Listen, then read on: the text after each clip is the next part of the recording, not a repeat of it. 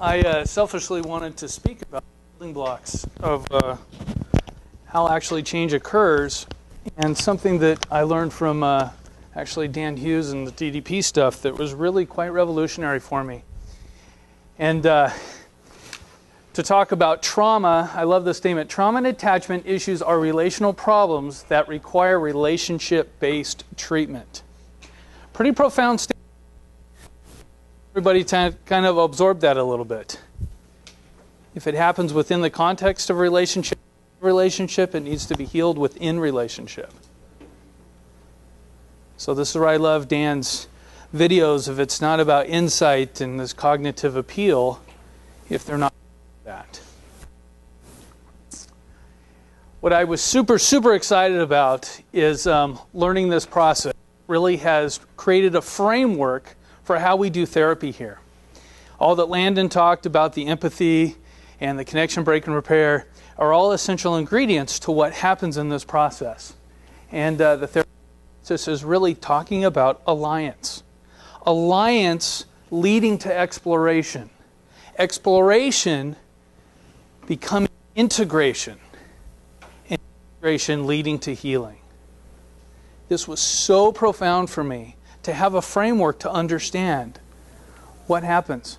I have to develop the alliance in order to get to a process of healing. And we'll talk about Dan's video. That was really evident, wasn't it? What happened? He developed an alliance first. It was playful. It was connective. She began to open up, and it was about her shoes. It was about all these things that she felt so safe. And then what happened? Began to explore. Exploration, talking about her mother and what happened. And it actually didn't stop there, did it? This is what's so amazing, and what I'm just so incredibly about is going one step further with creating change. The integration piece, what you do with it in the here and now. So to talk about things without integration, you're kind of just emoting. Does that have value? Yes. But you need to be able to integrate it. And how did Dan allow her to do that? He talked for her. He put the blanket on her. The gal was holding her. There was a very complex process going on to allow her to be able to do that. Let me go back and read this. Sessions and interactions are grounded in the subjective and intersubjective experiences of the therapist and the client to create new meaning, to clarify, deepen, and integrate them into a coherent narrative. How many of you are familiar with narrative therapy? Quite a few of you. What's so important about a coherent narrative? Why is it so important that we get a coherent narrative? Well, it's an assumption that they understand or have some insight into their own story. And so, as Dr. Hughes talked about, that you can try to, the other person can try to understand you if you're able to use the words. Yeah. Yeah. So what's interesting is, are we all driven to develop a narrative for ourselves? We actually are. And what is trauma? Trauma is actually gaps in those narratives, right? That I can't integrate into my narrative because it's too painful, it's repressed, it's all of these things. And what do most kids do? You fill in the narrative, don't you? You fill in the narrative, whether it's true or not true. How many therapists have you ever seen get into a battle of truth? How does that work? It doesn't. Their perspective is their reality and their narrative. We're helping them construct a new narrative, a coherent narrative that makes sense. All right, therapeutic change. How does this actually occur and create change? Alliance. What is the alliance? Landon did a great job of describing it. It's safety first. The kids, the students, the clients, the parents have to feel safe. So for us, this is really a systemic approach. It has to happen with the parents as just as well as the clients. Do with the parents as you'd have them do with the kids. That's what needs to happen. It's a secure base. You have to always analyze and see, is the alliance strong enough to go deeper into the exploration? So you're always evaluating, it's not a bad term if you're looking at yourself, to say, what? Is my alliance strong enough that I can begin to do deeper exploration and more intense, deep, and clarified exploration and integration?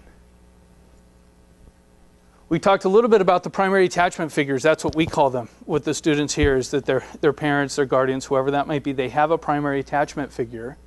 And it's so important to begin to do it with them. Do these parents and these attachment figures have some resistance? Yeah. What is their resistance about? They have their own traumas? Yeah. They have their own fear? They have their own experiences. Sometimes what is their own narrative about their experience having their own children during that hard times? Oftentimes they're filled with so much shame, right? How much work do we do with parents when shame and guilt comes up about, have I done a good job? Have I raised them? Because now for us, it's in a residential treatment setting. That's so hard to be able to grieve and get to a place of exploration for them. All right, so what's really interesting is the therapist. It is not a neutral stance or an ambiguous role for the therapist. This is what's so profoundly different. As a therapist, you have to be emotionally engaged. You are an agent of change in the process, because you have to develop the alliance. You're not just, as Landon would say, eating popcorn on the side, watching the show go down. You're emotionally engaged. You have to have some insight into yourself, some reflective ability. That's part of the empathy. And some real key self-awareness. It's a lot of responsibility on the client. I hope everybody watches that video of Dan and understands the complexity of what he's doing, and it comes out so simply, right? It looks so effortless, and he's so engaged. And yet, he's 2 steps ahead all the time, but he's authentically engaged. It's really quite an amazing dance. Okay. Compliance. How many of us want compliance? Compliance? You want compliance? How many parents want compliance? Yeah, parents love compliance. Can you get compliance? Of course.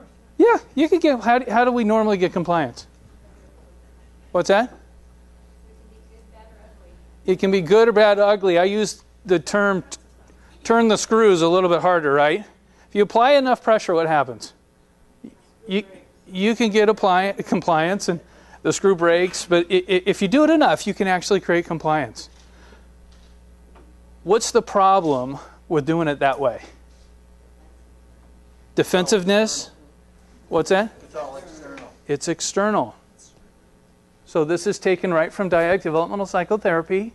Connectedness leading to compliance. You make a decision to be compliant to behaviors. Why? Not because I'm forced to, but because I find value in the relationship. As an early kid, if I have a healthy attachment, I make decisions and do chores and do things because I know that's what will please my mom. Population attachment trauma kids, what happens? They don't want to please them, and actually I do this all the time. You guys know what this is? Have you felt this? The push and the pull. You feel like you get into a battle and it becomes about compliance rather than connectedness leading to compliance because they have an internal sense of things. So that's what we're after. Connectedness generates internalization of desire to comply for the purpose of strengthening relationships. Wouldn't that be nice if they did it that way? Would be great. Look at this. Adult dog store. Inflatable leg. Well, we want compliance, but we want it for the right reasons, right? Yes. Look at the look on that dog's face, pure guilt. You've seen some kids with that look on their face, I'm sure, right?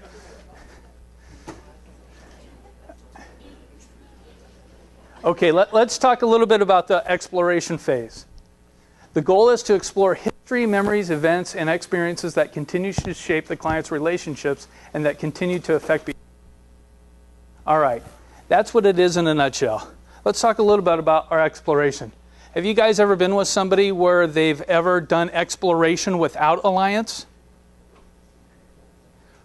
Really think pretty hard right now. You've been with somebody and they do exploration without alliance. What does that feel like? What's that? Interrogation. Actually, if the client is just exploring without the alliance, yeah, this is what is termed. It's incredibly self-indulgent for that person, isn't it? They're just exploring. That's where you actually, who's done sessions with borderlines before? It's actually, is there any alliance? But they're exploring like crazy, aren't they? Yeah, exploration without alliance is really incredibly disconnective. So exploration, as you saw with the girl, was talking about those painful memories. So we've got a little bit of time, and it'll tie all this in real quick. You guys talked about your mom, and some of you got quite emotional pretty quickly. What really drove this home for me was I don't have a great relationship with my dad growing up. And we all frame things, like it or not, by our own schema, right? In order to apply that to the rest of the world. So I don't have a great relationship with my dad, or I haven't, and it's been really tough for me. We've had some situations where I couldn't even talk about the physical stuff that happened to me early in my life. And I'd kind of known about it, but I just kind of went on with my stuff. And then I met two gentlemen who became incredibly close to me. We began to develop an alliance with each other. And the relationship grew. We had healthy intimacy with one another. And slowly, what did we do? We would spend time together, and inevitably, we began to talk about, how do you see your dad, or what's that like? And I began to explore what it was. I was able to explore it, but it was more facts. So here at CALo, we have an interesting thing. Kids will say, don't just tell your story, your narrative with facts. Have you ever noticed people to do that? They can tell a horrible story, but it's like they're just reading a book and they just regurgitate facts back to you. You've experienced this? Where it's not where they're really feeling it or have integrated it. Well, through that relationship, I was able to talk more about my dad and what was happening. And I was able to explore a lot more. But I kept just talking about it with them. One interesting thing happened to me. I got pretty close to these two guys. And as we began to talk, I would always tell the story where, are you familiar with the movie Field of Dreams? You ever seen that? For some reason, I remember being even younger, and I'm watching this show, and I get this lump in my throat. And tears are streaming down my face, and I'm not even aware of it. Like, people are like, what's wrong? And I'm like, I'm not even realizing that I'm crying. And it's very painful for me to watch. And I'm kind of out of tune. And actually, at the end of the movie, I don't know if you guys are familiar with, but Ray Casellas, I think that's his dad is the catcher. And at the end of the movie, he says what? Hey, Dad, can we have a catch? And I'm just a mess. I'm a mess, and I don't understand why. So as I got further along in my life, it was just within this last couple of years, I'm actually at a movie theater with these two gentlemen, and sitting between them, actually. And we're watching this movie. It was a horrible movie. And there was a scene where they were in a basement. And there was a dad and a teenage boy. And something happened with the teenage boy, and the dad gives this son this look. And next thing I know, the dad goes after the son. It's even hard for me to talk about right now. They get in a fight. And instantly, I'm transported to this moment where it's me. It's me in this basement with my dad. And it really shakes me up. And so the movie ends, and I'm riding in the car back, and of course, these two gentlemen quickly figure out something's not right. What's the matter? I said, boy, that movie, there was a scene in the movie, and it was very painful for me to watch. And these two guys loved me enough that we actually pulled to the side, and we began to talk. And exploration, let's just talk about, because we had the alliance, and they said, let's just explore it a little bit. And I began to talk about it. And guess what they did? They refrained from any insight. They refrained from any sort of cognitive talking and appeal to me. As I'm talking about it, both of them put their hands on me.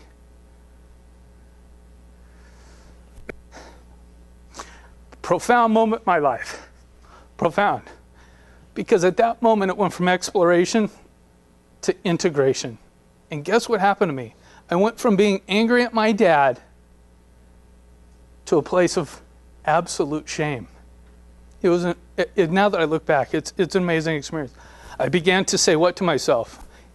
Am I treating my kids the same way? Do other people feel the way I'm feeling right now because I caused that?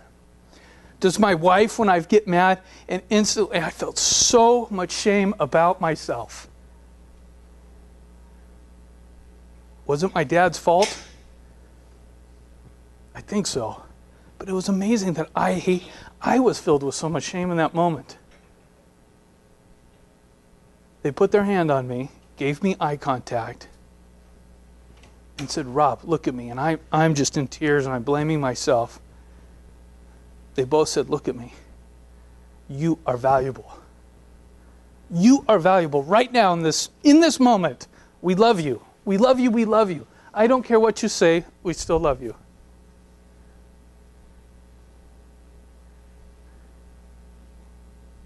It went from exploration to a moment of absolute integration for me. I know that some healing occurred because of that.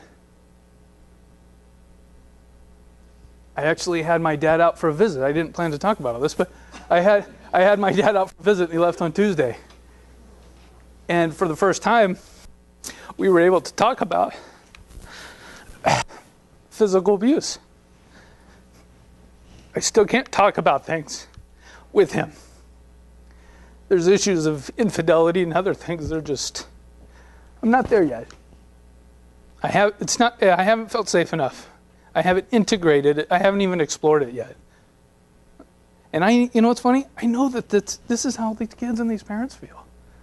I feel so lucky to have this experience and have people care enough about me to allow me to get to the place that I'm beginning to integrate it. And physical abuse with my father is now something that it's a coherent narrative for me, that it's safer, that I can take and look at. Does that make sense? And I've actually been incredibly more patient with my wife, my two sons. It really has surprised me. And I went through this gamut of shame, but learning how to integrate it. So with that being said, that's kind of the platform and the structure for us, that's what we do here in order to create change, that it can't stop just with the exploration. We have to do something with it in the here and now for them to be able to integrate it. So this process, thank you for letting me be vulnerable, by the way. This process is tricky. Because have you guys ever heard the term the past alive in the present? We want to look at it. How is your past, some traumatic past or attachment past, or if you've had painful experiences, is that alive in the present? For me, it was very alive in the present. I was doing things because of what I hadn't dealt with. It was amazing. I think we could all probably look at our own lives and see that. But through the process of co-creating meaning because of the alliance, because of the relationships that I had, they were able to co-create new meaning around that experience. My shame around my dad was now changed because I explored it with two people who absolutely loved me in that moment. Does that make sense? I want to press upon that. It wasn't the insight. It wasn't the rational appeal. that I should or should not do this. As Dan would say, it was all that stuff getting stimulated, that socialization part of my brain that I tried so hard to cut off.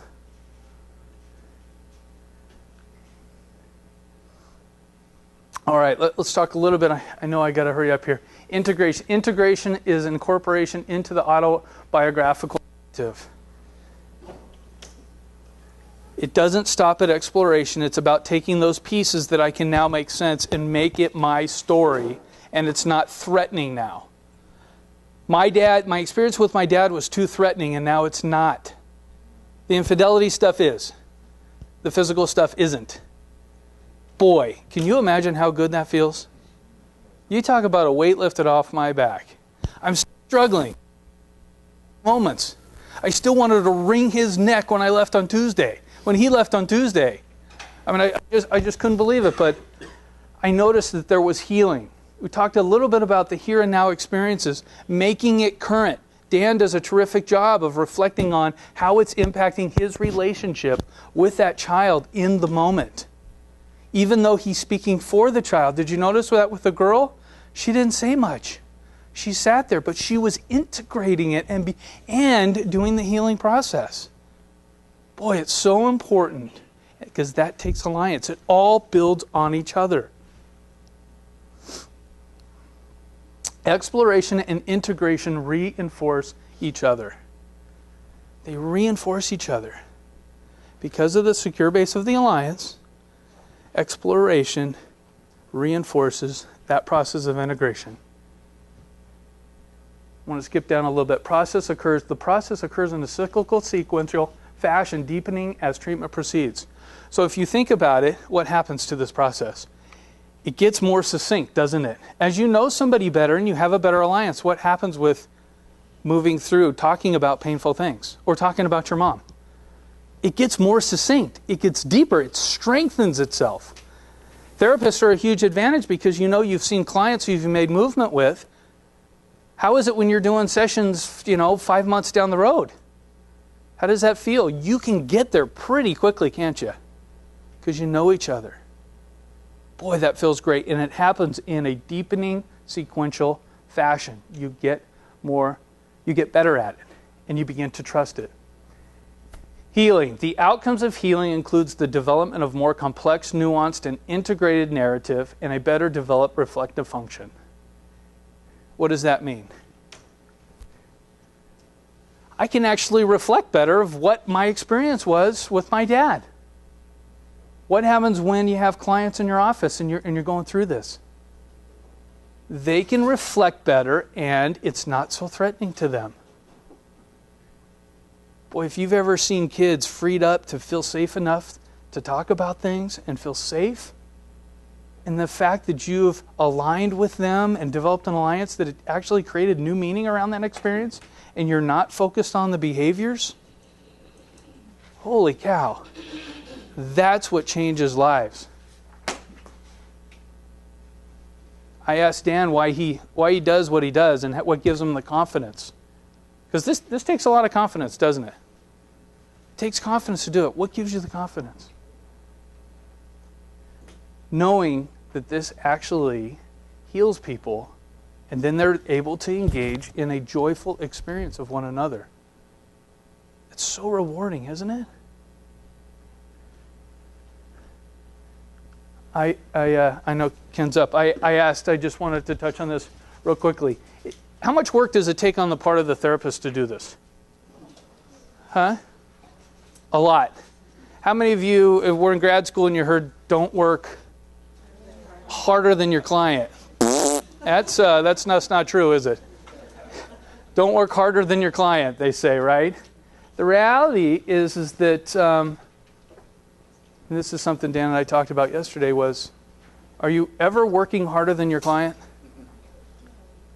As much work as it ever is, I love this thought, that how much effort did it take for them even to come into your office, to get up that morning out of bed? When I think about the trauma and the issues that these kids have been through and the parents have been through, boy, that gives me a renewed hope, because sometimes I feel like I'm doing all the work. Have you guys felt like that? Pulling them through the mud. I'm doing all the work. for a second I can step back and say, you know what? There's no way I'm working harder than them, but this is what they need from me. Alliance, exploration, integration leads to healing. If you take anything with you, please take that with you. Some of the quick nuggets that we want you to make sure that you take home, okay? Number one, therapist-client relationship. Crucial. That's the deal. And remember, too, some of these will be covered again as I talk about it, but it's fascinating because the client perception of a relationship is so much more important than my perception. But the work on checking in on that and calibrating is the therapist's job. Therapy relationships make substantial contributions to successful treatment, more important than meds. So meds, if you took and looked at, for instance, with depression and therapy, doing therapy or doing meds, if you plot on a line, I don't have a graph for it, but impact measured this way and time this way. If I start with meds, I get this kind of a spike. I immediately have an impact on the depression. And it just starts going like this. Okay? Therapy is really fairly ineffectual initially, and it goes like this. Okay? Only time I really want to use meds is when I can cross them and then dump the meds and continue with the therapy to get us where we need to go. And the therapy in the long term ends at a much higher point than what the meds will do. That's what I want you to get. Yes?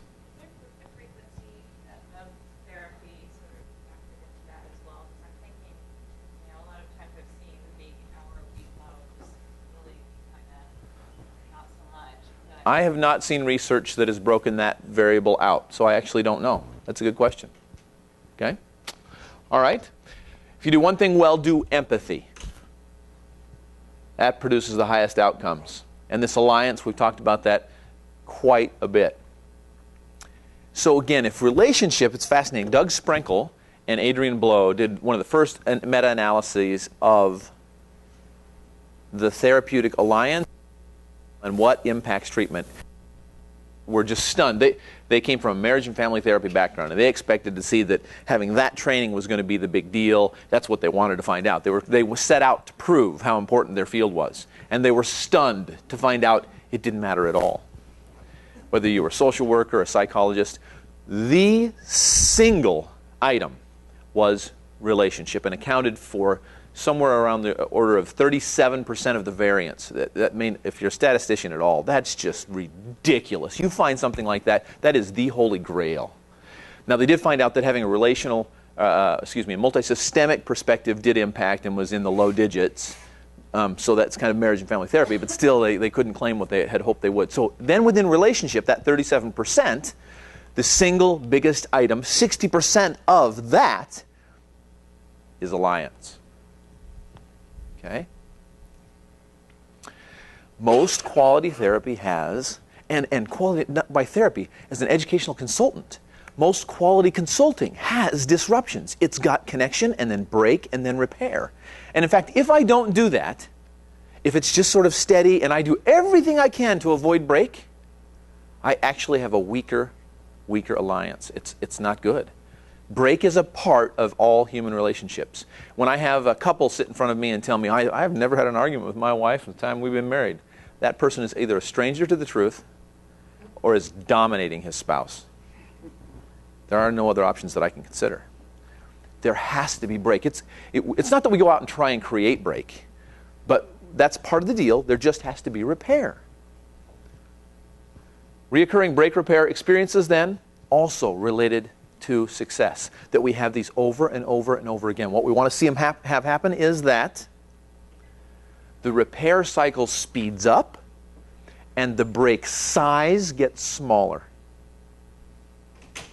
So we had a young lady, Coco, that was talking to us yesterday that initially the breaks were just massive and repair was very difficult. It took a long time for that to happen. And now the breaks are a little more frequent, but small, little teeny tiny breaks. And break doesn't need to even be a fight. Break can be with friends. I had a break with a couple of my dear friends here where I was joking. I just joked too much. Kind of sort of dawned on me at one point, and I was able to kind of just chat with them and say, I am an idiot, I'm sorry, and They were good friends, and they loved me, and they were cool. All right? Connection, break, repair.